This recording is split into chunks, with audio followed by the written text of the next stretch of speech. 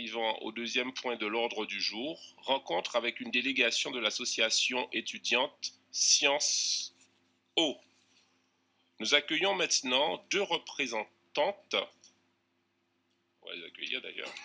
Voilà. Prenez place. Ah, d'accord. Oui, exactement.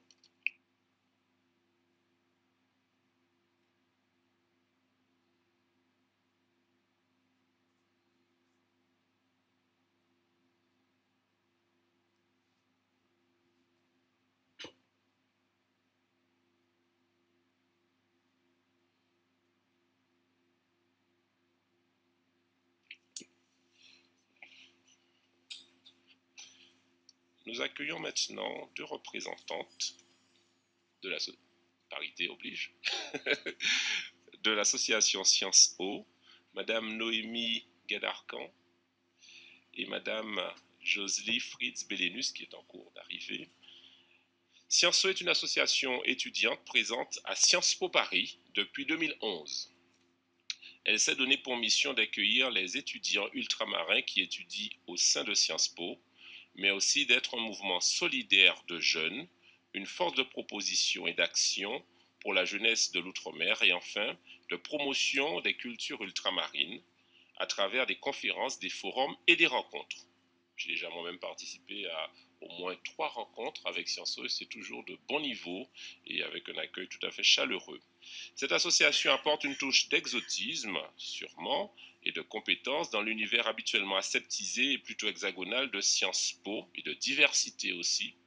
C'est pourquoi j'ai souhaité que vous puissiez nous présenter vos activités devant la délégation aux Outre-mer. J'imagine que c'est d'abord votre collègue qui va commencer. On va juste saluer l'arrivée de Claire Guillaume-Firmin. Claire, tu as été à l'unanimité avec, on peut l'applaudir effectivement, désigné par tes pairs pour être co-rapporteur sur la cherté de la vie et les critères qui ont présidé à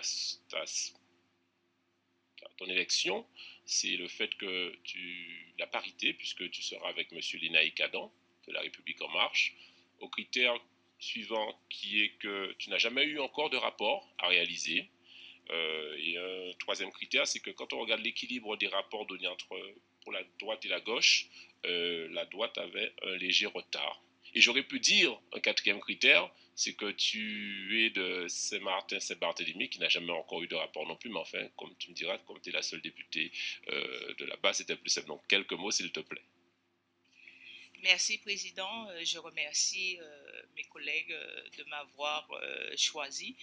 Il y a également, Président, un autre critère, c'est que suite au passage de l'ouragan Irma sur l'île de Saint-Martin, eh bien, les prix ont triplé, voire fois. Bon travail, Claire. Nous savons pouvoir compter sur toi, sur vous.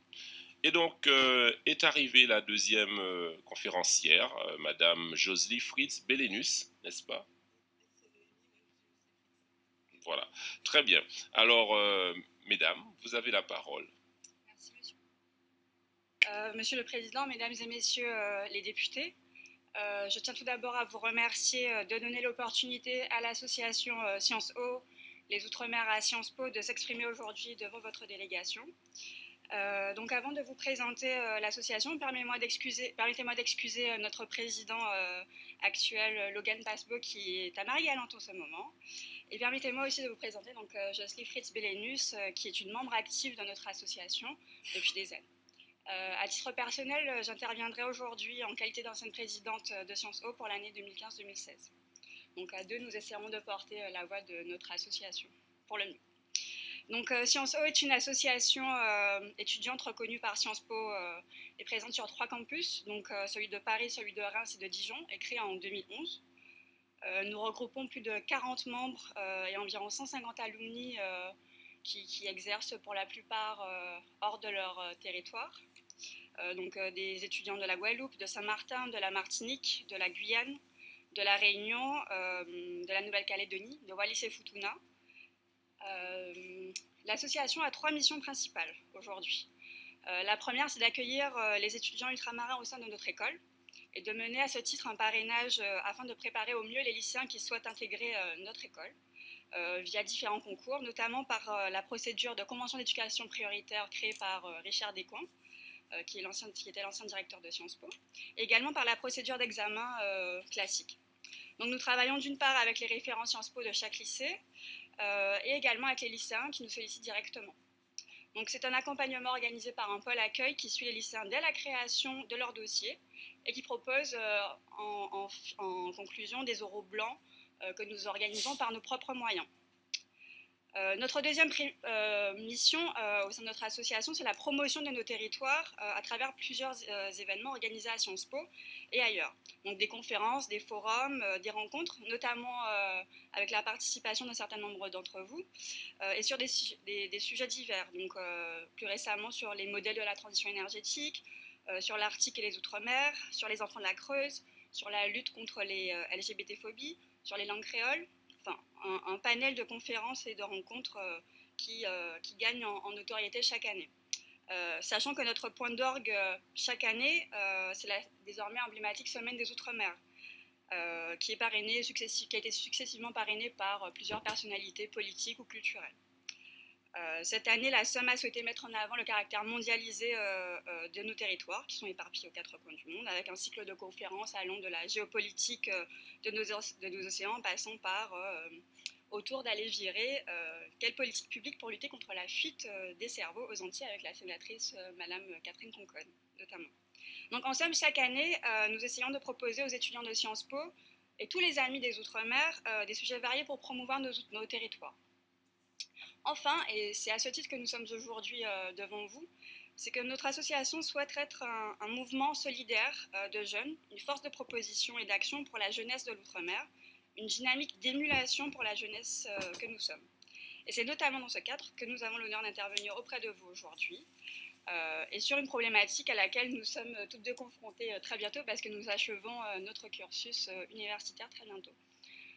Donc avant tout, je vais passer la parole à Jocelyne pour les propositions que nous faisons en ce sens, mais il est nécessaire de dresser un constat général. Nos Outre-mer souffrent d'un problème d'image et d'attractivité pour nos jeunes. C'est ce que rappelait notamment Madame Girardin hier lors des questions au gouvernement, quand elle disait que les parents même des étudiants les encouragent à faire leurs études ailleurs, hors de leur territoire. Donc il y a un travail considérable à faire en termes de campagne d'attractivité, par tous, donc par les universités, par les entreprises, par les collectivités, en misant notamment sur la qualité de vie, la faible pollution et ce que les millennials visent aujourd'hui. Donc pour préparer cette audition, nous avons conduit un sondage au sein de nos équipes et 75% des étudiants interrogés ne souhaitent pas retourner dans les Outre-mer directement après leurs études. Mais 90% d'entre eux souhaitent retourner à long terme, c'est-à-dire après 10 ans. Parce qu'il y a un attachement au territoire, une volonté d'aider son île natale à se développer. Donc Jocelyne qui a coordonné ce sondage va vous présenter nos grandes propositions. Alors, merci, je ne sais pas si on m'entend.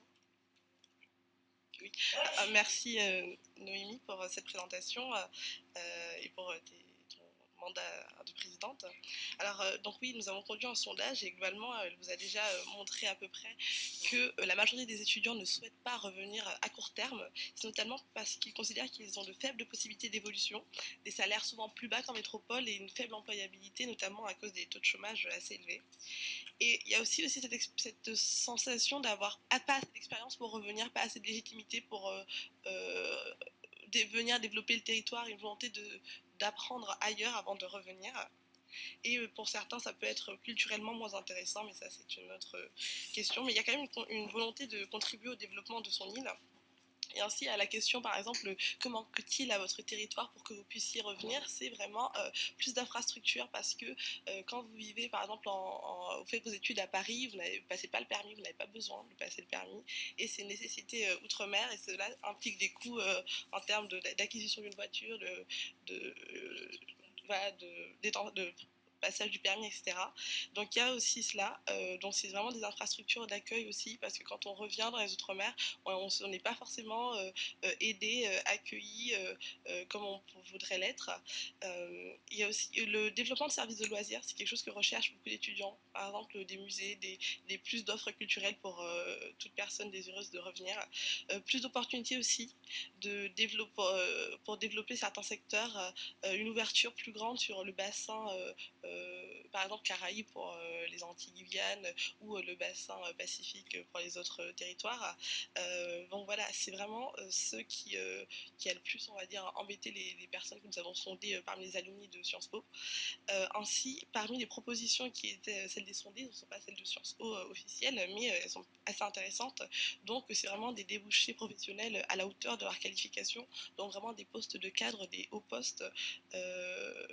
Ensuite, aussi une amélioration de l'enseignement universitaire afin de développer des offres de formation académique répondant aux enjeux des territoires. Un développement de réseaux de transport public encore, comme je viens de le dire, et aussi une organisation de plus de forums en métropole pour les jeunes, pour qu'ils puissent rencontrer leurs employeurs, pour qu'ils puissent connaître les entreprises présentes sur leur territoire qui veulent justement les accueillir. Ainsi, parmi les propositions de Sciences Po, alors d'abord celle sur l'éducation, par exemple sur l'université, élargir l'offre de formation supérieure proposée. Notamment, il y a énormément de diplômes en ligne qui se développent. Aux États-Unis, c'est très commun, vous restez dans votre État et vous recevez des cours d'une autre université qui est plus loin, qui est beaucoup plus cher et vous payez beaucoup moins. Et ça se fait en France. Par exemple, il est tout à fait possible de rester aux Outre-mer, ne pas bouger, d'avoir un diplôme de la Sorbonne, un master entier de la Sorbonne, et c'est vraiment en complet, aussi légitime que celui de métropole. Et ce sont des choses que les gens ne savent pas. Or, globalement, c'est faisable. Après, c'est vrai que ça reste assez différent qu'une formation sur place, avec la vie étudiante, la motivation qui va avec, mais ce sont des choses tout à fait possibles et qui se développent énormément aux États-Unis. Ensuite, par exemple, d'autres idées, comme par exemple la création d'un cluster d'innovation au sein des universités, vraiment rapprocher les entreprises et les universités, que ce ne soient pas deux mondes à part, complètement déconnectés les uns des autres. Par exemple, énormément d'étudiants qui veulent revenir, souvent veulent revenir avec une volonté d'entreprendre, d'avoir un peu comme la station F qui s'est développée en métropole, avec des clusters permettant à des étudiants de monter des startups, d'avoir des ressources, des aides, par exemple des aides pour trouver des locaux, des aides financières, etc. Donc ça, c'est vraiment quelque chose que d'ailleurs certains étudiants de Sciences Po veulent faire. Ils veulent revenir en Outre-mer avec des idées d'innovation, notamment notre président. Mais voilà, ensuite, sur la question des stages d'apprentissage, par exemple, à Sciences Po, nous avons 2 stages, voire 5, en fonction des cursus, obligatoires, et on voudrait les faire dans les Outre-mer. Sauf que c'est extrêmement difficile de trouver des stages outre-mer. Souvent, il faut avoir des contacts, il faut connaître quelqu'un. Et par exemple, moi, je sais que j'ai passé énormément de temps à chercher. Ça a été très difficile. Et finalement, j'ai fait mon stage en métropole parce que j'ai eu plus d'opportunités en métropole. Or, par exemple, la création d'une plateforme, d'une banque centralisant des offres de stages disponibles pour les étudiants qui souhaitent revenir faire des stages, ça serait vraiment une solution qui serait assez peu coûteuse, vu qu'en soi, ça serait une plateforme web, mais elle permettrait vraiment de donner envie aux étudiants de revenir faire des stages, sachant que pour une majorité de cursus, il y a des stages obligatoires, des stages de fin d'études, etc. Et c'est difficile d'en trouver, donc une aide comme ça de la région, ça serait formidable. Ensuite, mais pour ça, il faut aussi dialoguer avec les entreprises, du coup, puisque ce sont elles qui peuvent proposer ces stages. Il y a aussi, par exemple, proposer des programmes spéciaux de recrutement, inciter les entreprises à aller chercher les étudiants directement dans leurs universités. Par exemple, le groupe GBH, donc Bernard Ayotte, qui est venu à Sciences Po pour nous présenter leurs entreprises, nous proposer des stages, nous proposer des emplois, parce qu'ils sont en besoin de cadres. Et du coup, là, maintenant, Sciences Po est en train de travailler avec eux, on est en train d'envoyer certains de nos étudiants encore en Outre-mer, parce que justement, on a ces stages et ces emplois qui nous sont directement proposés. Ensuite, on a aussi face à une volonté d'avoir une plus grande mobilité internationale, puisque parmi les sondages et les interviews qu'on a pu conduire, on a remarqué que souvent les étudiants étaient assez attirés par cette dimension internationale de l'Union européenne, cette possibilité de voyager, de découvrir le reste d'autres pays. Or, c'est quelque chose qu'on peut faire dans les Outre-mer. Je veux dire, vous regardez les Antilles, on a les Caraïbes autour, on a l'Amérique latine, les États-Unis, voilà, l'Asie pour le bassin pacifique, comme le dit ma collègue, exactement. Donc, il y a vraiment des possibilités de voyager. Ça, il faut le faire comprendre aux étudiants. C'est pas revenir sur l'île ou sur le territoire, ce n'est pas se fermer, ce n'est pas ne plus pouvoir bouger. Alors qu'en métropole, c'est grand et on peut bouger. On peut tout à fait bouger, on a vraiment des opportunités sur nos territoires, mais on ne les exploite pas, malheureusement. Aussi, avoir un suivi plus régulier des données relatives au flux de départ, comprendre pourquoi les jeunes partent, avoir vraiment des données, par exemple, quelles études font les jeunes qui partent pour voir s'il y a des postes à pourvoir sur les îles qui sont en accord avec les études effectuées par ces jeunes qui ont pris la décision de partir ou qui ont été incités à partir par leurs proches et leurs professeurs d'ailleurs. Donc c'est aussi important d'avoir un suivi statistique régulier, de suivre ces jeunes. Aussi, rendre nos universités attractives à l'international. Je sais qu'il y a à ce moment beaucoup de difficultés dans nos universités, notamment aux Antilles, mais la dimension multiculturelle des universités attire énormément les étudiants. Moi, c'est une des raisons qui m'a poussée à choisir Sciences Po. J'ai par exemple eu vent il y a quelques jours du fait qu'il y avait des programmes d'échange. Des étudiants, par exemple, britanniques pouvaient venir en Guadeloupe faire des échanges et étudier le français dans nos îles. Et il y a très peu, c'est peut-être même pas une dizaine d'étudiants. C'est quelque chose qu'on peut continuer à développer, sachant que c'est un échange. Donc au final, vous avez un étudiant international qui vient et un étudiant ultramarin qui part dans tel X, Y pays. Et du coup, il peut toujours étudier sur son île et avoir cette expérience internationale. Ce sont des choses qui sont faisables, qu'on peut développer avec le Brésil, qu'on peut développer avec beaucoup de pays. Ma collègue d'ailleurs a fait son année d'échange au Brésil et tout. Donc enfin, voilà, ce sont des choses qui sont faisables en soi. Voilà. Ensuite, mettre vraiment l'accent sur la mobilité possible, comme je l'ai dit. Par exemple, aussi, une autre idée, c'est peut-être le développement d'écoles d'été. Parce qu'actuellement, je suis en train de suivre l'école d'été d'Harvard et de Sciences Po. Bon, c'est vrai que le nom d'Harvard, c'est aussi ce qui m'avait attiré, mais basiquement, les universités internationales sont friandes de ce genre de programme. Elles envoient leurs étudiants 2 mois ou quelques mois pendant les vacances dans un lieu. Ils ont des écoles pareilles en Chine, en France, en Allemagne, dans plein de pays. Et basiquement, l'idée, c'est qu'ils doivent développer un projet pendant ces 2 mois. Et ensuite, à la fin du programme, donc à la 8e semaine, ils parlent devant des partenaires sociaux, des investisseurs, et ils montrent quel programme ils ont développé pour régler X ou Y problèmes sur l'île ou X ou Y problèmes dans la ville dans laquelle ils sont. Et c'est extrêmement intéressant parce qu'on est 50% 50% d'Américains, 50% de Français, et c'est quelque chose de très attractif qui est faisable. Par exemple, on peut faire ça avec les DEC, les écoles de commerce qui pourraient envoyer des étudiants pendant les vacances, c'est faisable, avec des bourses accompagnées. Bon, évidemment, nous ne prononçons pas sur les études au nom de toutes les filières, hein, parce qu'on est des étudiants de Sciences Po, globalement, mais on pense quand même que ce sont des propositions qui peuvent inciter les jeunes, notamment les jeunes cadres, à rentrer. Également, la possibilité de renforcer l'attractivité de nos universités avec des formations tournées sur l'économie bleue, la transition énergétique, la recherche médicale, drépanocytose, la silver economy aussi, puisque les enjeux de vieillissement sont essentiels à nos territoires. Ensuite, je vais passer rapidement à les propositions plus basées sur l'emploi. Donc, une meilleure adéquation entre la formation et l'emploi local. On a de vrais besoins de formation en BTP en Guadeloupe, par exemple, et on est en plein développement urbain, et pourtant il y a ce manque de formation. Ensuite, il faut vraiment repenser aussi l'économie parce qu'une majorité des emplois seront automatisés à court terme, à court à long terme. Donc, repenser les économies. Il n'y a pas d'école de codage en Guadeloupe que je sache. Il y en a pour les enfants, mais pas pour les grands. Or, c'est quelque chose de complètement faisable, puisque le codage est aussi recherché pour les services à la clientèle, l'analyse commerciale, la cyberintelligence, des choses importantes aussi dans les Outre-mer et pas que en métropole, comme on pourrait l'imaginer. Accompagner l'entrepreneuriat, parce que souvent, un jeune qui veut entreprendre dans les Outre-mer et qui est en métropole, on va lui dire, et là je vous parle d'une expérience personnelle vécue par quelqu'un de Sciences Po, non, mais il faut être sur place pour avoir droit à une bourse, il faut avoir une adresse déjà à Saint-Martin ou je sais pas, en Nouvelle-Calédonie pour pouvoir accéder à X, Y bourse pour l'entrepreneuriat. X aide, sauf qu'il veut revenir justement. Donc c'est vrai, je comprends qu'on favorise ceux qui sont sur place, c'est tout à fait normal, mais si en même temps on rejette un peu ceux qui essaient de revenir, ça peut poser problème. Et voilà, multiplier aussi les forums, parce que vraiment aller dans les universités et parler aux jeunes et les recruter avant qu'ils ne quittent leurs universités, c'est faisable. Créer une plateforme centrale, retour au pays, mes aides. Donc c'est vraiment un lieu qui accompagnerait totalement un site unique qui accompagnerait les étudiants qui veulent revenir.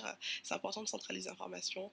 Une bourse de retour, parce qu'il y a beaucoup de bourses pour partir. Moi j'ai eu beaucoup d'aide pour partir et merci, hein, mais peu d'aide pour revenir, du coup ça peut être un peu contradictoire avec l'objectif.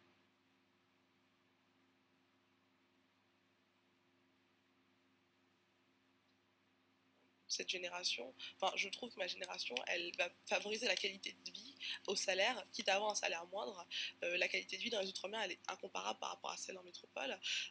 Comme m'a dit ma collègue, en termes de même qualité de l'air, de pollution, de stress, etc. Enfin, c'est très important et c'est valorisé du coup. Voilà, rapprochement familial, exactement. Du coup, ça, il faut le mettre en avant. Parce que bon, d'accord, les salaires sont plus faibles, mais ça compense avec beaucoup d'autres choses. Donc voilà, et dans une autre mesure, développer les transports en commun aussi, parce que c'est un enjeu pour les jeunes. Et voilà à peu près tout ce que j'avais à dire, et merci de m'avoir écouté. Merci. On vient de vous présenter en somme, on vient de vous présenter en somme les propositions de l'association qui ont vocation à s'appliquer à d'autres filières, à d'autres étudiants. Donc, au lieu de, ce ne sont pas des propositions pour lutter contre la fuite des cerveaux, mais pour favoriser le retour des forces vives. Voyons les choses dans ce sens-là. Voilà. Merci beaucoup, mesdames, pour à la fois la synthèse, la clarté et la précision de vos propositions, que je trouve tout à fait pragmatiques au niveau de ce qu'on attend d'étudiants d'élite des écoles françaises. Je note que vous avez mené un sondage qui mesure la volonté de retour de vos pairs à l'horizon maintenant, juste après les études, puis à l'horizon 10 ans. Je note aussi que vous avez formulé beaucoup de propositions sur lesquelles je ne doute pas que les collègues députés vont réagir. Je cite pêle-mêle l'offre de formation en ligne à enrichir, l'aspect multiculturel, l'aide à l'entrepreneuriat, la mise en place d'une plateforme de retour au pays ou de plateformes de retour au pays, sachant que la qualité de vie et le rapprochement familial sont fondamentaux. La parole maintenant, pendant une quinzaine de minutes, est laissée à l'échange aux députés. Et tout d'abord, le collègue Gosselin a la parole, puis le collègue Lorion pour première question. Merci, Monsieur le Président. Merci à toutes les deux. Je vous écoute avec beaucoup d'intérêt. Je suis maître de conf aussi encore à Sciences Po. Et donc, je vois bien ce qui vous anime et c'est parfait. Des points communs, forcément, avec beaucoup de jeunes. Quand je vous entendais, alors je reviens sur des particularités et des propositions que vous faites que je trouve très intéressantes. J'ai aussi l'impression d'entendre, moi qui suis provincial et qui le revendique, des demandes d'étudiants de province qui aimeraient bien revenir aussi chez eux et qui ne trouvent pas toujours les postes qu'ils souhaiteraient, aimeraient bien avoir plus d'offres culturelles, aimeraient bien avoir plus de transport, etc. etc. Donc c'est assez réjouissant de voir qu'il y a bien tous ces points communs qui font la jonction entre tous les étudiants. Vous avez raison, il y a des vraies singularités. Par ailleurs, forcément, la question de l'éloignement, de l'insularité, c'est une vraie difficulté. Par contre, n'est pas suffisamment prise en compte aujourd'hui, et vous le soulignez très bien, la grande richesse que représentent les Outre-mer en termes d'international. Bien sûr, on a en métropole quelques régions qui sont un peu plus privilégiées, je pense à l'Alsace, la Savoie, etc., qui par définition sont frontalières. Vous avez cette chance extraordinaire qui aujourd'hui n'est pas suffisamment exploitée, et dans les deux sens d'ailleurs, l'exemple avec le Royaume-Uni que vous évoquiez, et ça je pense que ça pourrait être une piste, ça fait partie des demandes d'ailleurs souvent d'évolution des statuts, et on a maintenant des régions, des territoires, des collectivités qui peuvent passer sous certaines conditions, des conventions internationales, et je pense que en matière d'enseignement, de formation, ça pourrait être vraiment quelque chose qui pourrait être mis en avant, et avec aussi moi je suis sensible à votre conclusion, le retour aussi des compétences. Bien sûr qu'on peut parler de la fuite des cerveaux, et c'est toujours dommage de voir une élite qui part, et vous faites partie de cette élite, hein, c'est évident, avec un niveau de formation supérieur, intéressant et très ouvert sur le monde comme celui de Sciences Po. Et donc pouvoir faciliter ce retour, c'est peut-être deux axes, Président, sur lesquels on pourrait, nous, délégation, se pencher un peu davantage. Il y a après beaucoup d'autres choses qui concernent aussi le monde étudiant, qu'il soit ultramarin ou métropolitain, avec des points communs, et encore une fois, tout à fait classiques et normaux, mais peut-être nous avoir un travail un peu particulier sur l'éloignement, l'insalubrité, oui, c'est bon. La mobilité internationale et ce vivier qui existe et qui pourrait sans doute être développé pour favoriser, en effet, et ça pourrait être notre objectif terminal, final, favoriser le retour des compétences et de l'excellence au service du développement, et c'est pas dit évidemment de façon condescendante, mais au service du développement des territoires, avec des problématiques, encore une fois, qu'on retrouve ailleurs, mais des particularités ultramarines très fortes. Donc merci de cette contribution qui peut être, peut-être un point de départ pour des travaux à venir. Alors pas d'ici à la fin de l'année, on a bien compris que le programme était bien complet, mais bon, on a encore 3 ans, ou au moins 2 ans et demi utiles devant nous. Merci en tout cas de cette contribution. Merci Philippe pour cette intervention. Le collègue David Lorion a la parole. Bien, bonjour et bienvenue au sein de la délégation. On est tout à fait ravis évidemment de vous recevoir ici. Les Outre-mer ont une vocation qui est de rendre plus vaste le territoire français et que la France soit présente évidemment dans tous les océans. Elle est présente en Atlantique, en océan Indien, dans le Pacifique et même au-delà dans d'autres océans. Elle a une vocation dans ces espaces régionaux d'être aussi des pôles de formation. Les Outre-mer constituent au sein de chacun de leurs régions océaniques un pôle de formation extrêmement important, capable d'attirer, de rendre attractif la culture française, l'administration française, le droit français. Est-ce qu'il n'y aurait pas intérêt quelque part à avoir, comme ça s'est fait pour d'autres villes, pour Lille, Strasbourg,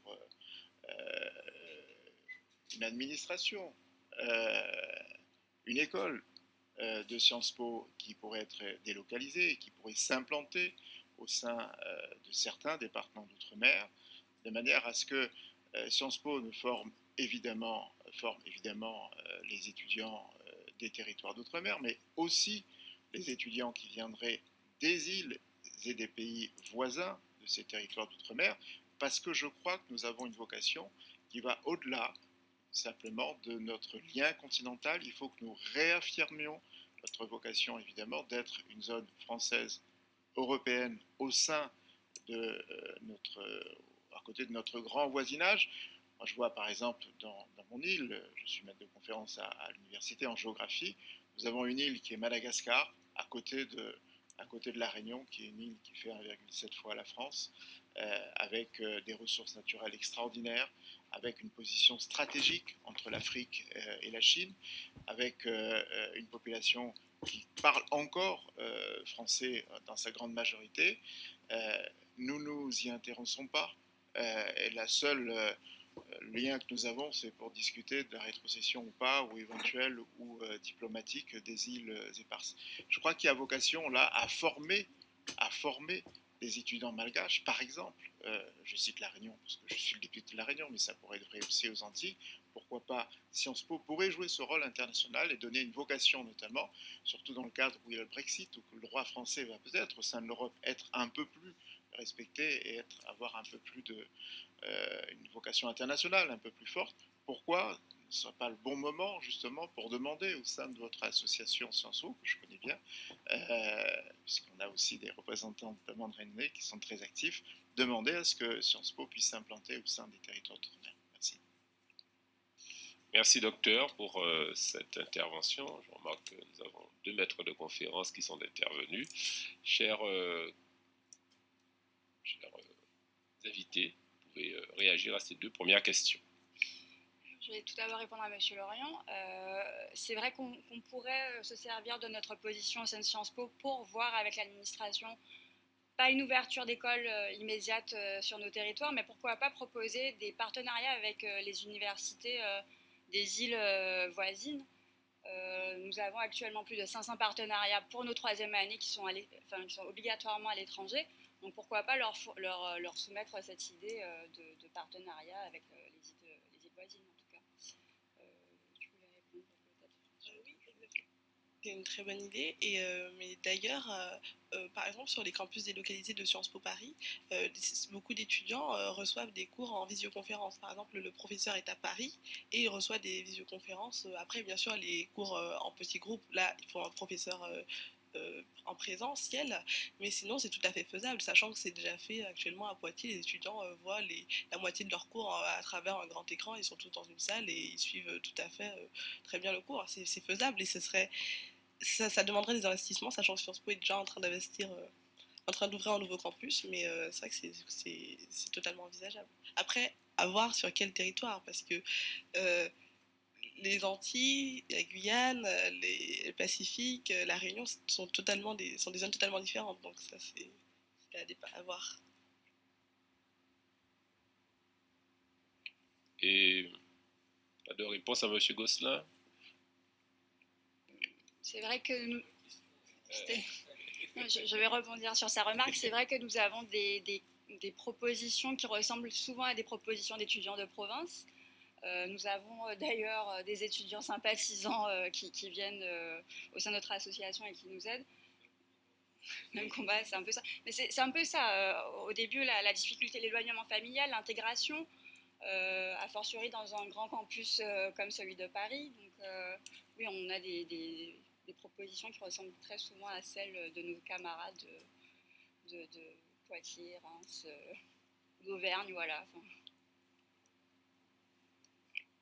La parole sur la proposition de David. C'est vrai qu'il y aurait peut-être à suggérer à Sciences Po, alors qu'il y a plein d'accords, c'est tout à fait exact, mais peut-être une coopération, alors c'est un point que je ne connais pas suffisamment avec Sciences Po et certaines autres universités, mais peut-être une coopération plus poussée avec les universités qui existent dans nos Outre-mer et avec peut-être aussi un fléchage un peu plus précis d'étudiants comme on le fait par ailleurs. Enfin, c'est des coins qui avaient initié ça, vous le savez bien, et il y aurait peut-être quelque chose d'assez intéressant à voir. Je ne sais pas s'il y a des réflexions à Sciences Po là-dessus, mais je vais essayer de voir ça aussi de mon côté. Ce serait vraiment très intéressant.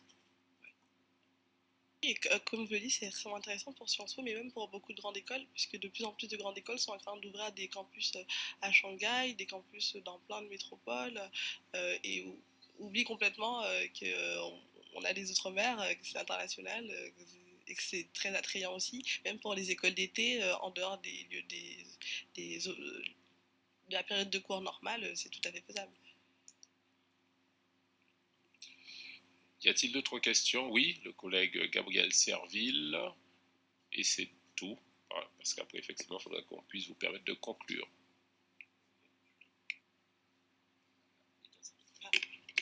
À l'essentiel pour ne pas être trop long, comme la fois dernière. Non, tout d'abord, je voudrais bien sûr remercier nos invités pour la clarté de leurs propos, pour l'énergie qu'elles mettent aussi à dire bien les choses, à dire ce qu'elles pensent.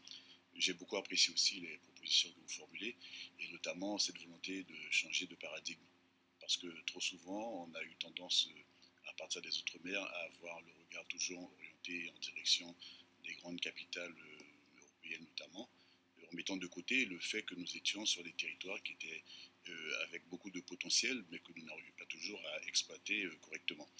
D'ailleurs, dans l'idée de ce changement de paradigme, je peux vous dire que je suis en train de mener un travail sur la géographie de nos territoires, notamment en Guyane, pour pouvoir changer le regard que nous portons nous-mêmes sur nos propres territoires, en travaillant avec un planisphère qui ne serait pas forcément celui de la mer, mais un autre, celui qui met les Amériques au centre de la carte, celui qui fait remonter l'équateur, qui est censé séparer le planisphère en deux parties égales, et pas un tiers pour le sud et deux tiers pour le nord, et qui fait que de fait, la Guyane se retrouve être quasiment positionnée au centre du monde. Je suis persuadé qu'à partir de l'instant on va, à partir de l'instant où on sera en capacité de porter ce regard différent, je suis persuadé que nos attitudes et nos aptitudes également pourraient forcément évoluer dans le temps. La question que je souhaiterais poser au président, c'est de savoir comment notre délégation pourrait accompagner cette réflexion portée par cette belle jeunesse. Est-ce que, à l'instar de ce que fait Sciences Po, nous pourrions nous aussi porter la réflexion en partenariat avec la CNEPEOM, cette fameuse commission nationale d'évaluation des politiques publiques en Outre-mer, pour ce qui concerne la formation, mais surtout cette volonté d'accompagner au mieux le retour de nos jeunes diplômés dans les territoires pour mieux les servir, comme disait tout à l'heure le collègue Gosselin. Dans tous les cas, on vit une expérience plutôt douloureuse depuis quelque temps sur le territoire de la Guyane, notamment pour ce qui concerne le retour de nos jeunes médecins. Nous avons des jeunes médecins guyanais qui sont disséminés un petit peu partout à travers la France hexagonale, mais aussi à travers le monde. Et nous avons constaté que lorsque ces derniers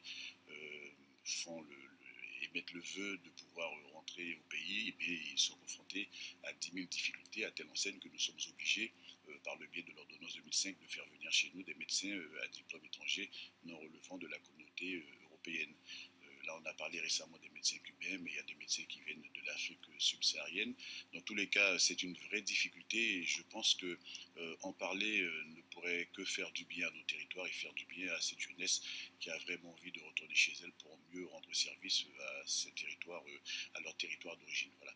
C'est juste une remarque, Président, ce n'est pas tellement une question, mais en tout cas, je tiens vivement à vous encourager à poursuivre dans la direction que vous êtes fixée. Merci. Merci Gabriel. Souhaitez-vous intervenir?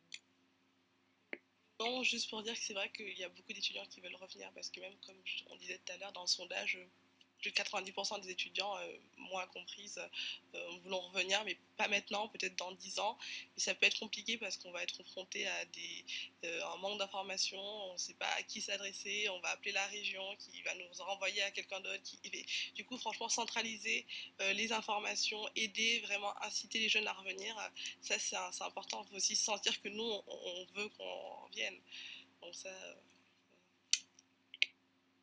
Il y a également l'accueil de ces étudiants qui arrivent, bon, qui sont certes parfois jeunes, mais qui ont des connaissances, et donc accepter le fait que de la nouvelle jeunesse apporte de nouvelles contributions à des seniors, voilà, par exemple. Vous voulez dire à des vieux croutons grincheux, c'est pas ça, non? Bon.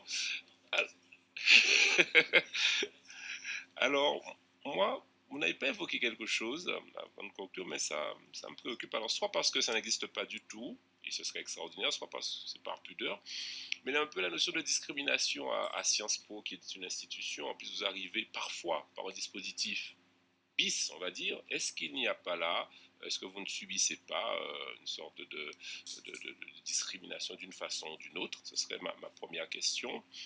Je voudrais vous dire concernant l'aide à l'entrepreneuriat, puisque je suis président du développement économique à la région Guadeloupe, l'adresse, c'est l'adresse bien sûr de l'entreprise.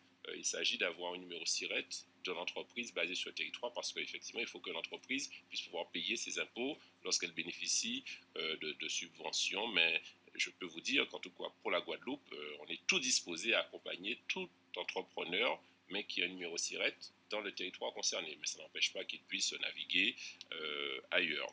Le collègue Serville a posé une question importante. Que faisons-nous, nous, délégations aux Outre-mer?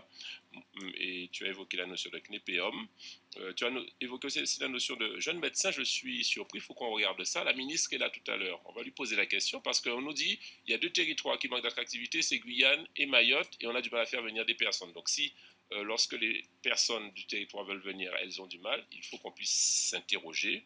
Vous avez parlé, vous, chers invités, de la notion de retour au pays, de bourse de retour au pays. Nous, on appelle ça plus généralement agence de retour des forces vives.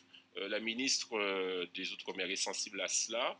On va la questionner et on vous rendra compte de ce qui a été dit.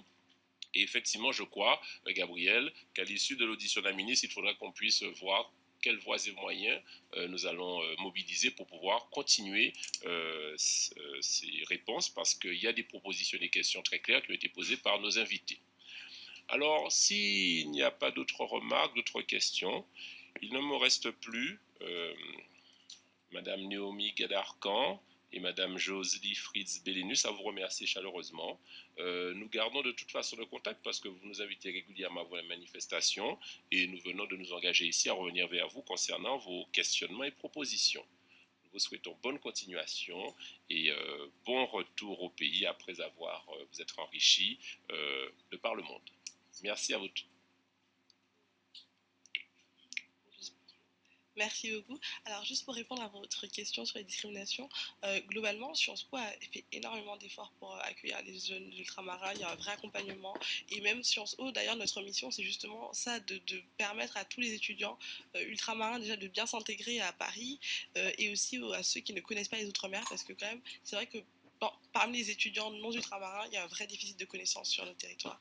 Et ça, ça se travaille. Et c'est pour ça que nous, on est là justement pour organiser des conférences et leur dire il n'y a pas que la métropole, on existe aussi. Mais globalement, c'est vrai qu'après, je dois aussi dire que quand on tente de revenir sur notre île, on peut avoir une certaine forme de discrimination dans le sens où on peut nous dire bon, tu t'es formé ailleurs, est-ce que tu es vraiment légitime pour venir régler des problèmes d'une île que tu as quittée il y a 10 ans. Ça peut être quelque chose auquel certaines personnes peuvent être confrontées, mais après ça reste un cas isolé. Hein. Mais donc voilà à peu près ce que je pourrais dire. Je conclurai juste en disant que Sciences Po vraiment fait ce travail depuis des années, depuis Richard Descoings et que Frédéric Mion conduit et poursuit sur ce travail d'accompagnement du dispositif Convention d'éducation prioritaire. Donc on peut dire que notre administration fait tout ce qu'il faut pour éviter les discriminations et permettre notre accueil, notre arrivée à Sciences Po en bonne et due forme. Voilà, donc on peut dire qu'on a une administration qui nous aide. Merci beaucoup.